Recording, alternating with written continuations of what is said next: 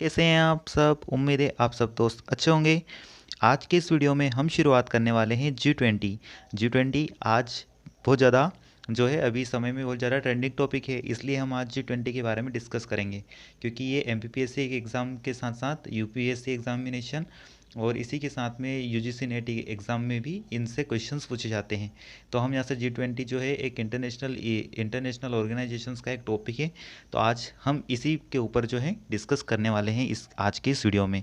तो दोस्तों, बिना किसी देरी के हम वीडियो की स्टार्ट करते हैं। जी20 का मतलब क्या है? जी20 यानी ग्रुप ऑफ 20। ये 20 जो है 19 देशों का एक क्या है समूह होता है, और इसमें एक और यूके जो है यूरोपियन संघ, उसको जोड़ के टोटल जो है 20 देश शामिल होते हैं। तो इसको हम बोलते हैं जी20, ग्रुप ऑफ 20। अब यहाँ पर जो है वसुदेव कुटुंबकम की भावना जो है इसका आदर्श वाक्य है। मतलब वसुदेव कुटुंबकम का मतलब क्या होता है कि पूरा जो वर्ल्ड है, पूरा जो विश्व है वो हमारा क्या है, पूरा वर्ल्ड हमारा परिवार है, पूरा विश्व हमारा परिवार है। यहाँ पर ये बात शामिल है। इसका जो स्लोगन है वो कौन सा है? वन अर्थ, वन फैमिली और वन फ्यूचर। कितना शानदार तरीके से यहाँ पर इसने अपना जो है स्लोगन बनाया है कि वन अर्थ, एक पृथ्वी, एक फैमिली, एक परिवार और एक जो है भविष्य। ये जी20 का जो है स्लोगन है। तो यहाँ पर आप इसको देख सकते हैं यहाँ पर ये। अब यहाँ पर हम देखने वाले हैं कि भारत जो है अध्यक्षता कर रहा है, तो ये काफ़ी इंपॉर्टेंट हो जाता है भारत की दृष्टि से भी, क्योंकि इसकी अध्यक्षता अभी वर्तमान में भारत कर रहा है, इसलिए ये काफ़ी इंपॉर्टेंट है। भारत 1 दिसंबर 2022 से 30 नवंबर 2023 तक जी20 की अध्यक्षता करेगा। ये 1 दिसंबर से लेकर 30 नवंबर 2023, मतलब एक साल पहले ही इसकी जो तैयारी शुरुआत हो गई थी। तो यहाँ पर ये इंपॉर्टेंट टॉपिक, इंपॉर्टेंट जो है यहाँ पर डेट्स हैं। ये क्वेश्चंस नहीं पूछा जाएगा, लेकिन यहाँ पर आपको इनके बारे में पता होना चाहिए कि कब से इसकी शुरुआत हुई थी। अब ये इस काम क्या करता है? तो जी20 का जो काम है वो अंतर्राष्ट्रीय आर्थिक सहयोग का प्रमुख मंच है। मतलब जो इकोनॉमिक कोऑपरेशन मतलब कि जो देश, बहुत सारे देश हैं वर्ल्ड में, उन देशों का एक सामूहिक रूप से एक सहयोग है, आर्थिक सहयोग का एक जो है मंच साझा करता है। और वैश्विक संरचना साथ में अधिशासन से के ऊपर जो है कानून बनाने का काम करता है। अब देखते हैं जी20 जो है उसकी स्थापना कब हुई। तो जी20 की स्थापना 1999 में हुई। जी20 की स्थापना इस समय क्या हुआ था, इसमें एशियाई वित्तीय संकट आया था। उसी को ध्यान में रखते हुए यहाँ पर विभिन्न देशों के वित्त मंत्री और केंद्रीय बैंक के गवर्नर की बैठक हुई, और उन्होंने जो है जी20 की स्थापना करी। इसकी पहली बैठक आपसे पूछा जा सकता है क्वेश्चन, तो कब हुई? 14 से 15 नवंबर 2008 को वाशिंगटन डीसी यूएसए में हुई। अभी हम देखने वाले हैं कि जी20 में कौन कौन से देश शामिल है। अब हम देखते हैं 2008 नेता स्तरीय समुन्नयन, मतलब एक नेताओं की बैठक हुई। 2007 में भी एक वैश्विक संकट आया था, उसी के आधार पर नेताओं की फिर से एक बैठक होती है, और जी20 को वो उन्नत बनाने के ऊपर काम करते हैं। 2009 में अंतर्राष्ट्रीय आर्थिक सहयोग हेतु प्रमुख मंच इसने के लिए जो है नामित हुआ, मतलब नॉमिनेट हुआ। उसके बाद में जी20 शिखर सम्मेलन जो रहता है वो प्रतिवर्ष क्रमिक अध्यक्षता में आयोजित किया जाता है। अभी हम देखेंगे राष्ट्रों के बारे में, जी20 में कौन से राष्ट्र हैं। तो ये प्रत्येक वर्ष जो है अलग अलग राष्ट्र की जिम्मेदारी होती है अध्यक्षता करना।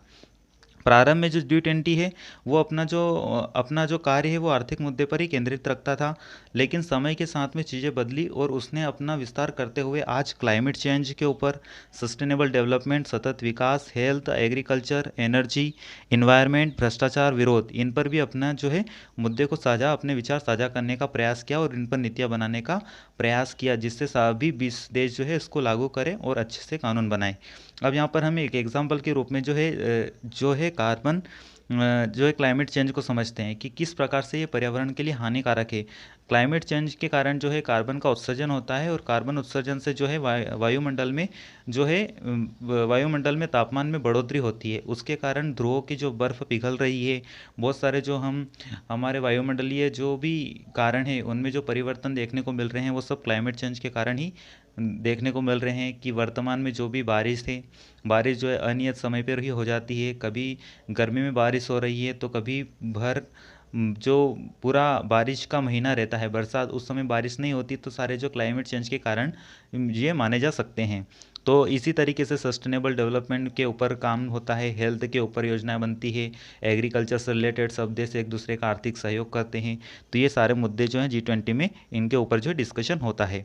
आगे हम देखते हैं G20 के सदस्य कौन कौन से हैं। ये काफ़ी इंपॉर्टेंट है, आप इसको अच्छे से याद कर लीजिए या रट लीजिए, क्योंकि ये क्वेश्चन हैं। यहाँ से ये जो है राज्य, इनकी लोकेशन आप जो मैप में देख सकते हैं कि कौन सा राज्य कहाँ पर स्थित है। पहला देखते हैं अर्जेंटीना, दूसरा है ऑस्ट्रेलिया, तीसरा है Brazil, Canada, China, France, Germany, Bharat, Indonesia, Italy, Japan, Korea गणराज्य, मेक्सिको, रूस, सऊदी अरब, दक्षिण अफ्रीका, तुर्की, यूके, यूएस। आप यूके यूएस क्यों इम्पोर्टेंट, क्योंकि यूके के जो अभी प्रधानमंत्री हैं ऋषि सुनक जो हैं वो इंडिया में आए हैं, तो ये काफ़ी ट्रेंडिंग चीज़ें हैं। यूएस के जो बाइडेन है वो भी आज आने वाले हैं, तो वो भी काफ़ी चीज़ें इंपॉर्टेंट हो जाती है। और यूरोपियन संघ, ये 20 देश जो है इसमें G20 में शामिल है।